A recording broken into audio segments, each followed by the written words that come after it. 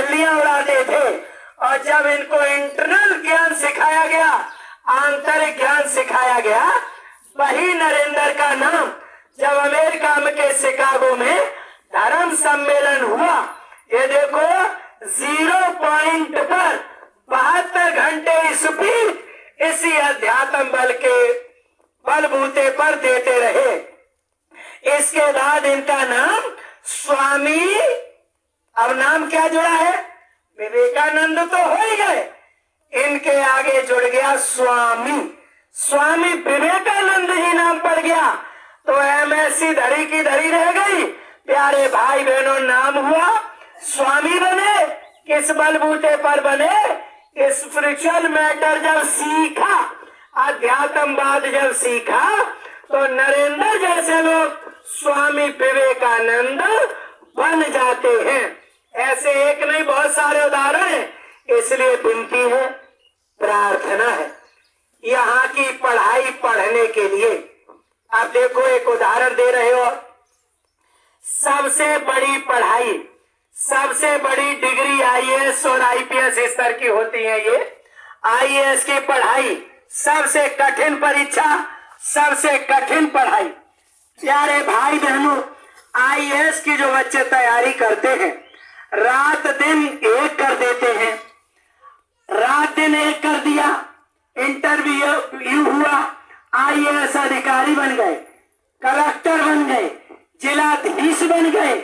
और जिलाधीश जब बने, स्पिरिचुअलिटी न होने के कारण, आध्यात्मवाद की शिक्षा न होने के कारण, बहुत से IAS लोगों का आप लोग मोबाइल पर सुन लें, शराब, अंडा, मांस, सबका बोलबाला उनके यहाँ, और फिर ऐसा चरित्र पतन। इसके बाद सबसे बड़ी बात आती है घोटाले की। तो प्यारे भाई बहनों, ये IAS स्तर के जितने लोग हैं, यानी जिलाधिकारी को जिलाधीश कहा जाता, दूसरा भगवान कहा जाता। आज ऐसे IAS स्तर के लोग इतनी मेहनत किए, जिलाधीश बने, और उसके बाद भी 10-10 हजार, 1-1 लाख, 5-5 हजार की रिश्वतें लेते पकड़े जा रहे हैं। अब बताओ, सबसे कठिन परीक्षा IAS, IPS, यानी कितनी कितनी बड़ी PCS, तहसीलदार लोग। अब देखो, अभी एक चला था तहसीलदार का, अभी शायद मुकदमा उसका चल रहा। कितनी घटिया, किस पति को छोड़ दिया, दूसरे के साथ फरार। ये किसकी कमी है? ये स्पिरिचुअलिटी की कमी है। तो यहाँ से ये ज्ञात होता है कि बड़ी डिग्रियां भी स्पिरिचुअलिटी ज्ञान के बिना बेकार हैं। जब ये ज्ञान मिल जाएगा तो प्यारे भाई बहनों, अब बात कहोगे तो फिर हम क्या बन जाएंगे? जब ये पढ़ाई पढ़ेंगे तो क्या बन जाएंगे? आज बाबा जय गुरुदेव जी महाराज इसीलिए कहते हैं, अब आप लोगों को ये बात थोड़ी सी ऐसी लगेगी, गले के नीचे नहीं उतरेगी। बाबा जय गुरुदेव जी महाराज इसीलिए कह के गए हैं, बच्चा ध्यान से सुनो, आगे के बच्चे मेरी बात ध्यान से सुने, संस्कृत की ज्यादा से ज्यादा तैयारी करें। अंग्रेजी तो ये ऐसे चुटकियों में चली जाएगी जैसे चिड़िया उड़ती है। बाबा जी ने कहा ये अंग्रेजी इस दुनिया में अब नहीं रहेगी। आगे चल के हिंदी और संस्कृत, प्यारे भाई बहनों, बाबा जय गुरुदेव जी महाराज ने कहा है, संस्कृत, गुरु महाराज ने कहा सभी अभिभावकगण संस्कृत अपने बच्चों को जरूर पढ़वावे, ये गुरु महाराज का आदेश है। लेकिन हम सत्संगी भाई अब आज समय के प्रभाव में इंग्लिश मीडियम और उतने बच्चे जीरो मीडियम, सारे रिजल्ट देखते चले। बाबा जी ने कहा कि संस्कृत, अब पढ़े लिखे लोग ये देखो इस चीज को जान रहे हैं, इस समय पर विज्ञान जो है वो संस्कृत की तरफ कुछ ज्यादा रुझान किए हुए है। आज वैज्ञानिक इस बात को स्पष्ट कर चुके हैं कि जो संस्कृत में चीजें हैं वो किसी भाषा में चीजें नहीं है। अब ये धीरे धीरे ज्ञात होने लगा है। बाबा जी की बात कहाँ ले जाओगे? तो बाबा जी ने कहा बच्चे संस्कृत पढ़ें और आज है इंग्लिश मीडियम का। अब अगर किसी से कह दो तो सिवाय गाली के बात नहीं करेगा, लड़ाई कर देगा, कहेगा इतना हम खर्चा कर रहे, तुम क्या बेवकूफी की बात कर रहे। संस्कृत, अरे संस्कृत के क्या मायने होते हैं प्यारे भाई बहनों। बाबा जी ने तो कहा संस्कृत पढ़ाओ। तो अगर संस्कृत पढ़ेंगे हम सब लोग, बाबा जय गुरुदेव जी महाराज इसके लिए लाइन खींचे। अब ये गले से नीचे नहीं उतरेगी। कबीरदास जी के लिए लिखा गया है, मासी कागज छुओ नहीं, कलम गही ना हाथ। बिल्कुल अनपढ़ थे, लेकिन कबीरदास जी के एक दोहे का अर्थ लोग नहीं लगा पा रहे, पीएचडी वाले नहीं लगा पा रहे। इसलिए बाबा जी ने कहा इतना काम करो।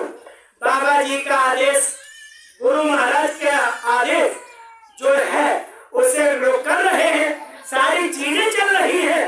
प्यारे भाई बहनों, आगे चलकर स्वामी जी महाराज ने कहा यही बच्चे देश के जितने पद है वो सब संभालेंगे। जैसे स्कूल से निकलेंगे इन्हें नौकरी मिलेगी, और अंडा मांस मछली शराब खाने पीने वाले जितने हैं उन्हें लात मार के पद से निकाल दिया जाएगा। ये बाबा जी की वाणी है। इसलिए प्यारे भाई बहनों, ये थोड़ा सा हमने खाका खींचा है गुरु महाराज का। ये सारी चीजें होने वाली हैं, आगे समय आएगा, इसलिए सब पहले से सुनाया जा रहा। सुनाया इसलिए जा रहा, बाबा जी ने कहा मेरी पगड़ी बहुत सुंदर है, कोई माइका लाल उस समय पर मेरी पगड़ी में दाग न लगा पाए, इसलिए पहले से मैंने बता दिया। हम सत्संगी भाई बहनों का इतना फर्ज है, जो बाबा जी ने कहा सो आपको सुनाने का प्रयास करते हैं। मान लोगे तो ठीक है, और नहीं मानोगे तो होगा क्या। एक उदाहरण पेश करते हुए वाणी को विराम करेंगे, और इधर उधर की बात नहीं है, बड़ी ही सिस्टमेटिक तरीके की बात है। रावण बहुत बड़ा विद्वान, उच्च कुल में जिसका जन्म हुआ है, पुलस्त ऋषि सप्त ऋषियों में गिनती उनका नाती है, शंकर जी की सेवा करने वाला है। रावण ने एक दिन शराब पिया, रावण ने एक दिन मांस खाया, कुछ अपने इष्ट मित्रों के साथ। शंकर जी ने कहा कि हे रावण, तुम्हें नहीं पता है कि मनुष्य शरीर किस लिए मिला है। मनुष्य शरीर केवल और केवल जब मां के उदर में थे पैदा किया था। अब प्रभु कृपा करो ये भाती सब तज भजन करो दिन। हम सब पैदा करके आए, भजन करेंगे। हे रावण, आप ये सारी चीजों को छोड़ें, भजन करें। रावण ने प्रत्युत्तर में कहा हुई भजन मम, हुई भजन ममतामस देहा, मन क्रम वचन मंत्र दृढ़ा। हमने शराब पी लिया है, हमने मांस खा लिया है, इसलिए अब हमसे भजन नहीं होगा।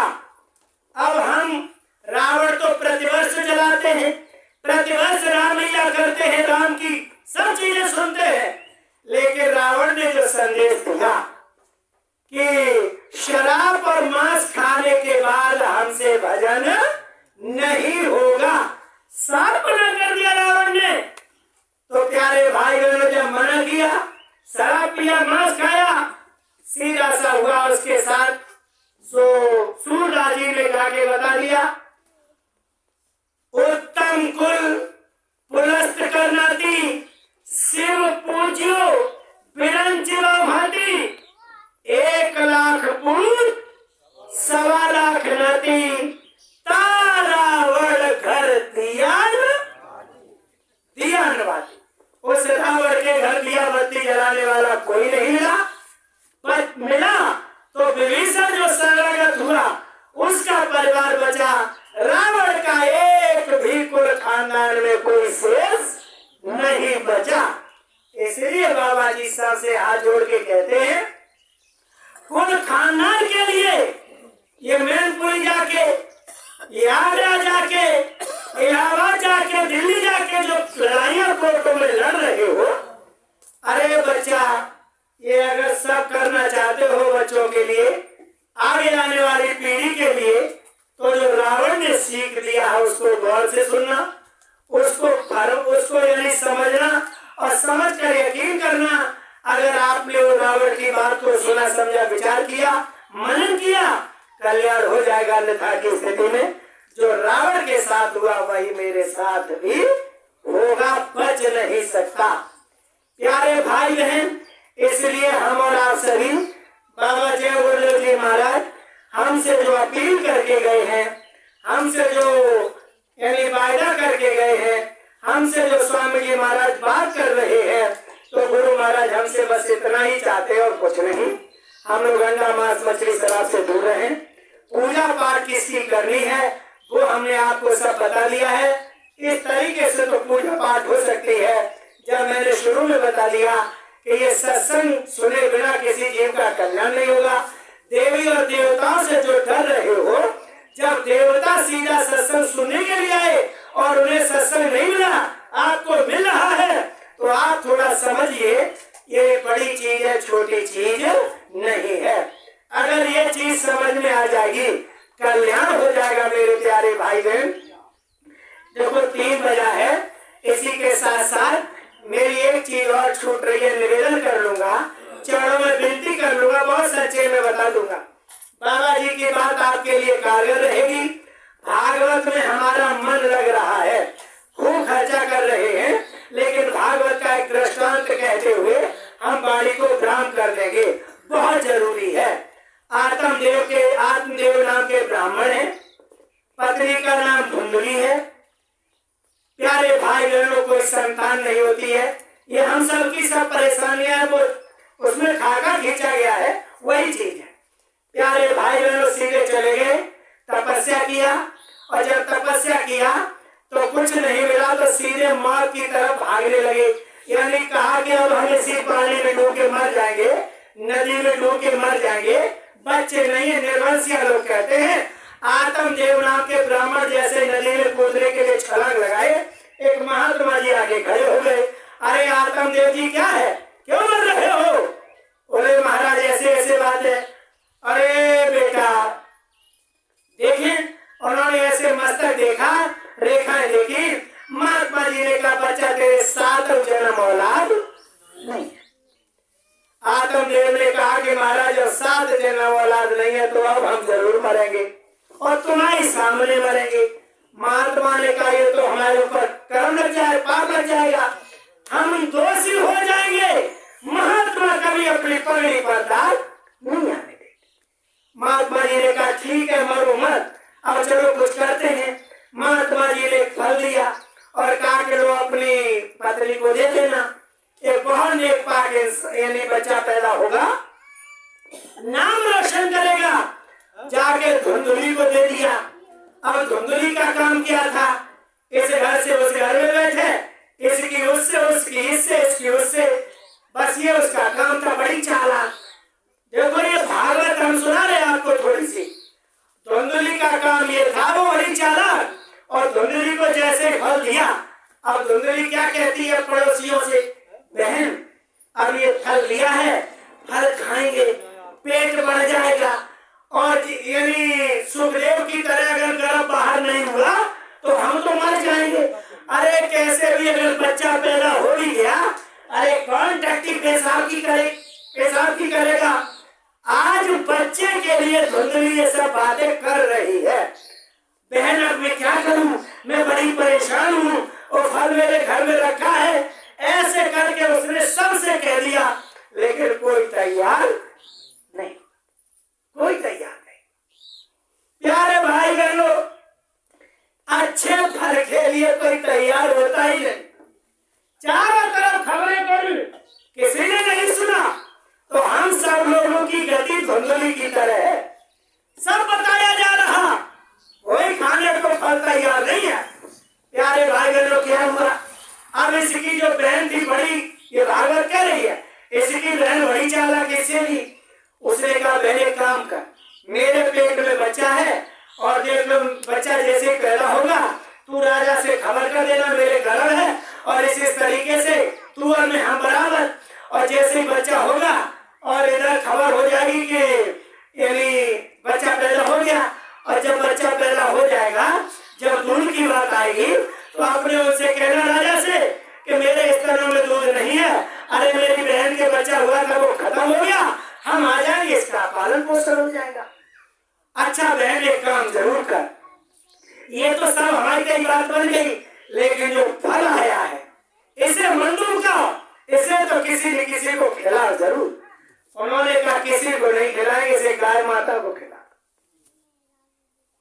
स्त्रियां कोई तैयार नहीं खाने को, गाय को खिला दिया। गाय का मतलब बिल्कुल सीधी सादी भोली वाली।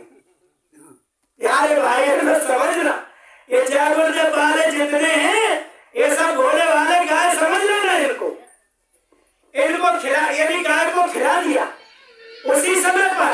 अब देखो इनका स्टार्टिंग हुआ समय, सब लोग बोलिए भागवत है। प्यारे भाई बहनों बच्चा पैदा हुआ। अब जब बच्चा पैदा हुआ खबर हो गई बहन के यहाँ से बच्चा आ गया, धुंधली के यहाँ। धुंधली तो ऐसी है कुछ नहीं, राजा आत्मदेव ने बड़ा ये सब कुछ किया। प्यारे भाई बहनों बड़ी खुशियां बनी, ढोल तमाशे हुए।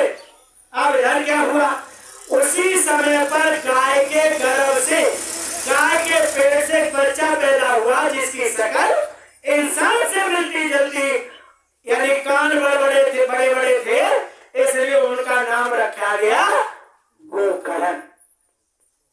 भागवत क्या है। अब क्या होता है, धीरे से बच्चा प्यारे भाई बहनों बड़ा हो गया, गोकर्ण भी बढ़ रहे और देखो बच्चा ही बढ़ रहा। तो भागवत में क्या लिखा आता है, भागवत में ये लिखा आता है धीरे धीरे उसने जो धुंधली का बच्चा था अब इसका नाम हो गया, धुंधली के ही उस पर रख गया, इसका नाम हो गया धुंधुकारी। जब ये धुंधुकारी नाम पड़ गया अब इस बच्चे ने क्या काम शुरू किया, जैसे माता ने काम किए हैं वैसे ही बच्चे के अंदर पूरा का पूरा मामला जमा। उसी हिसाब से बच्चा काम करने लगा, इसको मारे उसको मारे, यानी बच्चों को कुएं में ढकेल दे। ये सब जो कंस काम करता था वही धुंधुकारी करने लगा। आत्मदेव की पिटाई शुरू और जितने राज्य का धन था वो सब खत्म। प्यारे भाई बहनों एक दिन आत्मदेव को पकड़ लिया, इतनी मार लगाई उसने, आत्मदेव भागे और गोकर्ण के पास पहुंचे। बेटा ये देखो कितनी मार पड़ी है। गोकर्ण ने कहा पिताजी ये सब कर्मों का लेखा जोखा है, चिंता करने की कोई जरूरत नहीं है, हम आपको नाम बता रहे हैं, इस नाम का सुनकर सीधे चले जाओ। कहाँ? वन की तरफ, वन की तरफ चले जाओ, वहां इस नाम का स्मरण करना। इससे अर्थ ये है कि आप सीधे मथुरा चले जाओ, ये नाम है, इसका स्मरण करना। आत्मदेव सीधे चले गए मथुरा। अरे भैया जब ये ध्रुव जी मथुरा में गए तो हम भी मथुरा ही तो जाएंगे भजन करने के लिए। प्यारे भाई बहनों आत्मदेव ने नाम का स्मरण किया, आत्मदेव का जो भी कल्याण होना था सो उनका तो हो गया। अब धुंधली फंस गई चक्कर में, मारे पीते दिन रात। जब सब धन खत्म हो गया अब उसने धुंधली को एक दिन पकड़ लिया और जलती हुई लकड़ी निकाली उसने, लोहाठी जिसे बोलते हैं। भागवत में लोहाठी शब्द है, लोहाठी का मतलब जलती हुई लकड़ी, और लोहाठी से उसका सब शरीर मैया का छलनी सब जला दिया उसने, धुंधुकारी ने। जैसा मैया ने किया आज उसको भोगना पड़ रहा। कर्म प्रधान ईश्वर चिराखा, जो जस करिया सो तस फल चाखा। बनाओ कितने बहाने बनाओगी, मत सुनो मत खाओ ये फल, अब यही होगा। प्यारे भाई बहनों उसका शरीर जलाया जा रहा और कहा कि ये बता धन कहाँ है। इधर 3 वेश्याएं घर में पाले हुए हैं,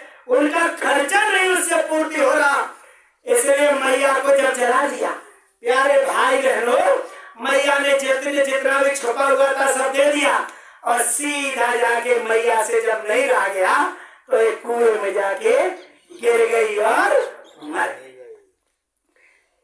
इधर देखो उसने वेश्याओं की पूर्ति की जितना कर पाया।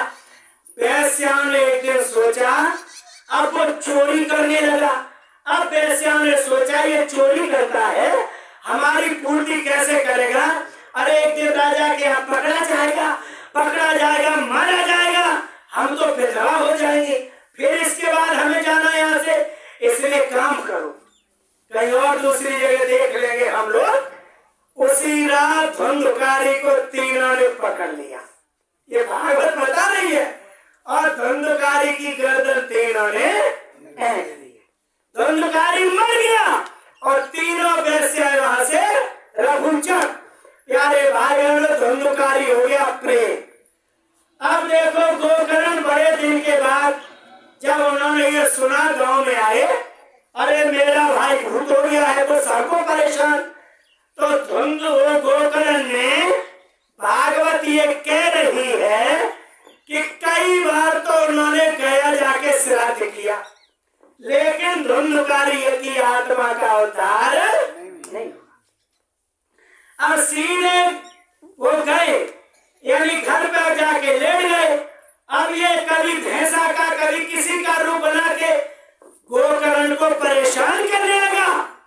गोकर्ण ने कहा, बेटा तुम हो एक प्रेत और हम हैं एक नामदानी, यहाँ किसी भूत प्रेत का कोई असर।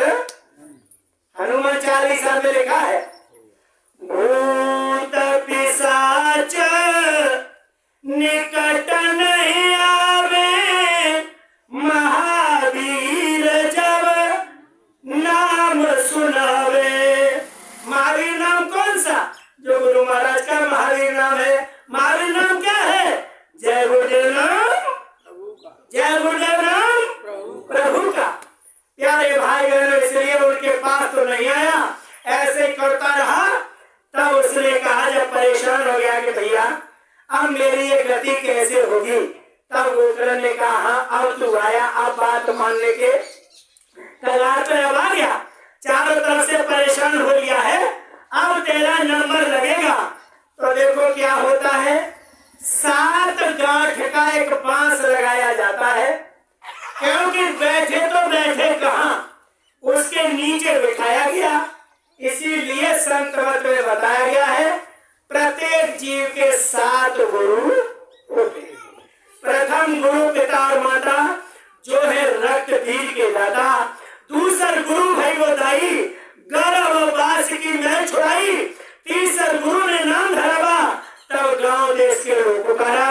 चौथे गुरु ने शिक्षा दी ना, तब संसारी मार्ग चीना। पांचवें गुरु ने, यानी ये राम, चौथे गुरु ने शिक्षा दी ना, राम कृष्ण का सुमरन की ना।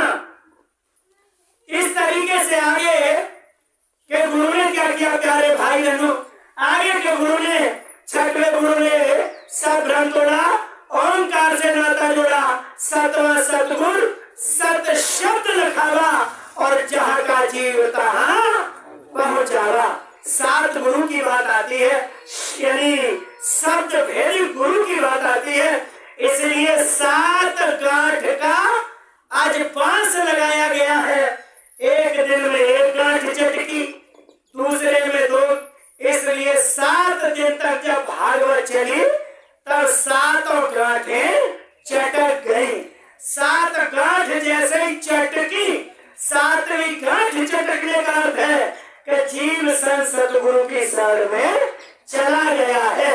और जैसे ही चला गया है तो ये भागवत संदेश करती है कि इसके बाद जैसे ही 7वां सतगुरु मिलेगा, गांठ चटकने के उपरांत, तैसे इसे मनुष्य शरीर मिल जाएगा। और जब मनुष्य शरीर मिल जाएगा, गुरु मिल जाएंगे, नामदान मिल जाएगा। तो जब नामदान मिल जाएगा, अब क्या करेंगे, राम कथा सुंदर करतारी, संशय बिहर उड़ावन, अब भजन करेंगे, कल्याण हो जाएगा। बस इतना सा काम और कुछ नहीं। तो ये भागवत भी बता रही है, गंदे काम अगर करेंगे तो धुंधकारी की तरह बनना पड़ेगा। और धुंधकारी की तरह अगर बन गए तो उद्धार कहां से होगा? भागवत से। कौन सी भागवत? यही सत्संग भागवत है प्यारे भाई बहनों, और दूसरी कोई भागवत नहीं है। इतना ये निश्चित है, जो भागवत शब्द प्रयोग किया गया है ये केवल सत्संग शब्द प्रयोग किया गया है। तो जब तक सत्संग नहीं सुनोगे तब तक धुंधकारी का कल्याण नहीं होगा। इसलिए उदाहरण बहुत दिए, वाणी को हम प्रणाम करते हैं, कहने सुनने में गलती माफ करें, समय भी अधिक हो गया है। एक प्रार्थना स्वामी जी महाराज के चरणों में दोहराएंगे। जय गुरुदेव।